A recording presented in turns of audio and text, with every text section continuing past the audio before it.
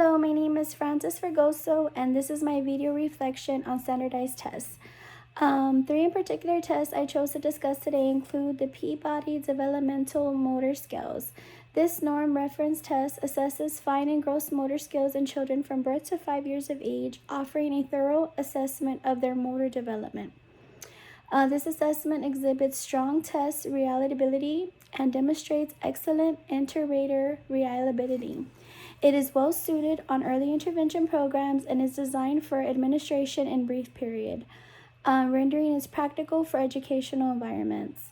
The Battelle Developmental Inventory BD12 is included in the next norm reference test, which evaluates developmental progress in areas including cognitive, social-emotional, communication, physical abilities in children from birth to age to 7. The Battelle shows high internal consistencies across its domains and exhibits strong retest reliability, which implies stability over time when administered with the same child. Its reliability makes it suitable for various developmental assessments and early interventions, and its ease of use allows administration in multiple settings. These two assessments can provide significant insights into children's development and thereby empowering educators and parents to make informed decisions regarding early intervention options and additional support that can be offered to the child. Both assessments exhibit strong reliability and are viable tools in assessing early childhood development. The selection would depend, solely on specific assessment needs or focus areas. Next, we have the Creative Curriculum Developmental Continuum, which is a framework used in the Criterion Reference Test for children from birth to age of 5. It assesses developmental areas across multiple domains.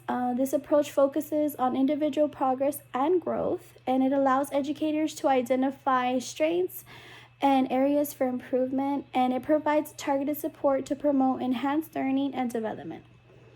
The Creative Curriculum Development Continuum demonstrates significant reliability and viability as an assessment tool in early childhood education, delivering comprehensive coverage of developmental domains and practical utility in monitoring child's progress. Sorry, I'm just a little sick. As with all assessments, a certain level of subjectivity is still present in each of them, such as, training variability, observer bias. These issues are valid concerns, and it does require some improvement to help ensure that they all continue to serve as a useful tool supporting all our children with their learning and growth.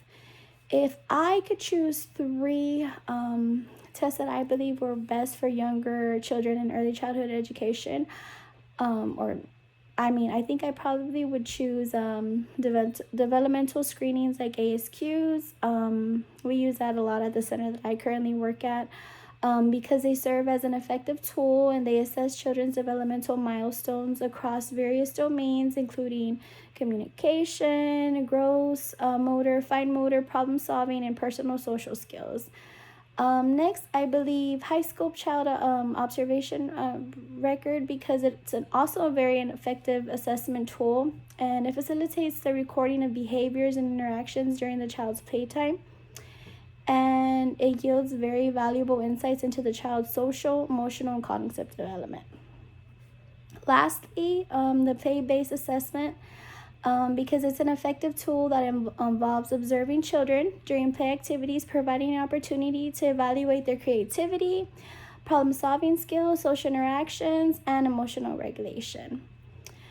And now, here's how I connect to it. Now as I try to connect and to standardized testing, I can recall that there was always a lot of pressure surrounding the standardized tests. I was a great student in school. Typically, I would receive A's and B's, but I still remember stressing about performing well on those types of examinations because tests have always made me feel nervous.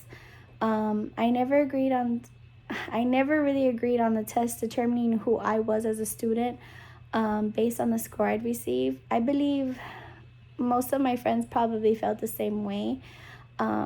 Some were really terrified. I remember their parents being extremely strict, and their parents would become upset if they didn't receive a high score. So sadly, I feel like that's more than likely still happening. Now, as we continue to head into a new direction with education, I think we can all agree that standardized tests they're not going anywhere, and we will continue to remain, and they will continue to remain a large part of our educational landscape. It is evident that standardized tests continue to be utilized universally. However, educators and policymakers are advocating more for their students and a more multifaceted approach to assessing student learning. I feel like there are now more advancements in a lot of the assessments that are being done in the methods that we are using currently in schools.